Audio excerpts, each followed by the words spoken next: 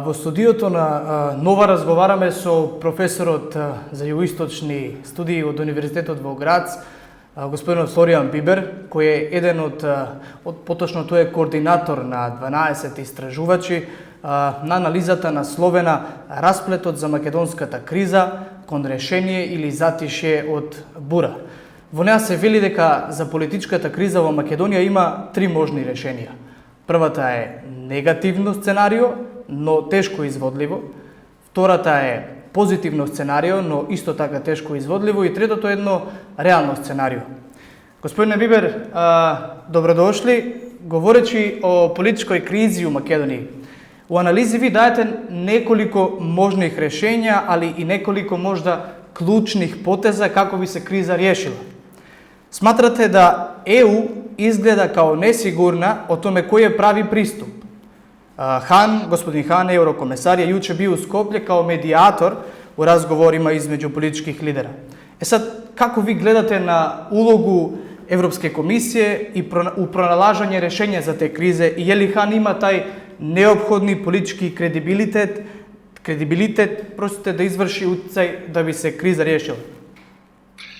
Па ја мислим да добар сигнал да се уклучио Хан у разговоре, затоа што до сада vođenje razgovora sa strane članova parlamenta, Evropskog parlamenta nije bio dovoljno visoki nivo angažmana Evropska unija, znači to je pozitivan, ali sa druge strane meni se čini da komisar Hahn ima previše druga obaveze da bi bilo u stanju da se potpuni fokusira na tu problematiku. Znači jako je prvi dobar korak da je juče bio u Skopje sa razgovorima i da smo imali prvi rezultati, ali to je tek prvi korak. Meni se čini da to treba još mnogo duže razgovore i dijaloga koji će trajati bar do izbore koji su predviđeni do aprila sljedeće godine, i za to po našoj procjeni bi bilo neophodno da Evropska unija imenuje jedna osoba koja će biti zadužen samo za vođenje pregovora, koja je jedna osoba koja ima neku diplomatsku i političku težinu, podršku ne samo komisara Hana, ali i komisara Mogherinija također, da bude baš jak signal da Evropska unija ima angažman i ima energiju i jedan ne samo kratkotrajni nego dugotrajni pristup da rešava tu krizu. Sad, mi smo tu napomenuli da su mogući tri rešenja, tako kaže bar analiza. Ko su te tri rešenja? I možete nam objasniti koje su te tri? Pa ja mislim, jedna rešenja je da u principu neće biti neka pozitivna rešenja u smislu da se gubi ta dinamika oko promene, znači da će biti u principu nastavak status quo, i to naravno ne bi bilo dobro, zato što znamo da ta kriza ipak je ozbiljna i nije to samo pitanje oko sad neki nesporazuma između vlada i opozicije, nego duboka kriza političkog sistema u Makedoniji. Znači to je jedna mogućnost. Druga mogućnost bi bilo neka recimo eskalacija, koja također ne bi bilo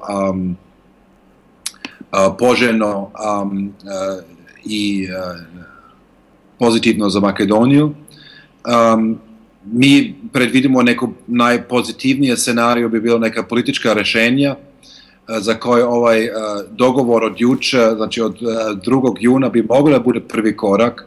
Znači jedna, što mi predložimo, privremena ekspertska vlada koji bi vladao vreme da se pripremi izbori i istraživanje sve optužnice protiv vlade, i to nažalost za sada još ne izgleda kao najrealnija varijanta, i ako dogovor od juče možda daje signal da je to moguće.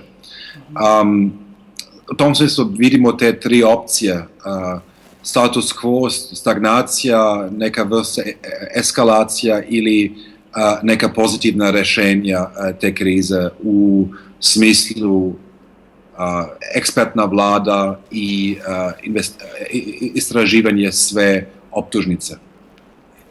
Ok, nego kako se sad to može, koje su vaše preporuke za te političke lidere, zato što vi tamo navodite preporuke, ne samo za političke lidere u Makedoniji, nego koju ulogu treba da EU tu zauzme? Pa ja mislim da jasno je da ta politička kriza se ne može rešiti samo preko političkih lidera u Makedoniji, nego treba neki pristup Evropske unije i mi smo sad vidjeli da Evropska unija je spreman da se bavi tim tematikom, ali još nismo dovoljno jasno vidjeli šta Evropska unija traži. Znači, mi smo definirali osim da bi se trebalo da se imenuje jedan medijator na visokom nivou Evropske unije, neki jasne ciljeve sa strane Evropske unije, znači potpuno istraživanje sve optužnice, da bude jasno, da to bude jedan transparentan proces, također da bi se formirala jedna ekspertna vlada, zato što mi ne verujem da ako bi se formirala, ako sadašnja vlada bi ostali na vlast ili samo neke kozmetičke promjene ili čak neka politička vlada, da to bi vodili do tu istraživanje koje je potrebno da se može održiti nezavisni fair izbore u Makedoniji. Također da bude neki proces koji će osigurati izborni proces da bude fair, zato što bar iz optužnice, iz skandala koje smo čuli, smo znali da prethodnim izborima su bili neke manipulacije i također jedna jasna agenda za reforme da bi se sprečio da se to ponavlja. Što je nama se čini također jako važan je da se uključi civilno društvo u taj proces. Do sada smo samo vidjeli razgovor između lidera političke stranke, ali ta kriza je mnogo dublje i mora da uključi civilno društvo ili formalno civilno društvo ili drugi socijalne proteste ili pokrete, da bi te promjene imali neku boju bazu i da građani se ne osjećaju isključeni iz tog procesa. I također mi navodimo da bi bilo dobro da Evropska unija koordinira svoj pristup u Makedoniji sa drugim međunarodnim akterima, pogotovo sa OSCE-om, koji je angažovan, na primjer, sa visokom komisarom za nacionalne manjine i također sa njihovim institucijama oko pratnje izbora i da bude to jedan zajednički pristup. I na kraju krajeva mi također tvrdimo da kriza i sukob oko imena Makedonije sa Grčkom je bio jedan od baza na kojoj se ta kriza nastavlja u Makedoniji i da Evropska unija konačno mora da shvati ozbiljno da rešavanje spora oko imena je nešto što se može rešiti što pre da bi se otvorio proces evropske i naravno euroatlantijske integracije za Makedoniju.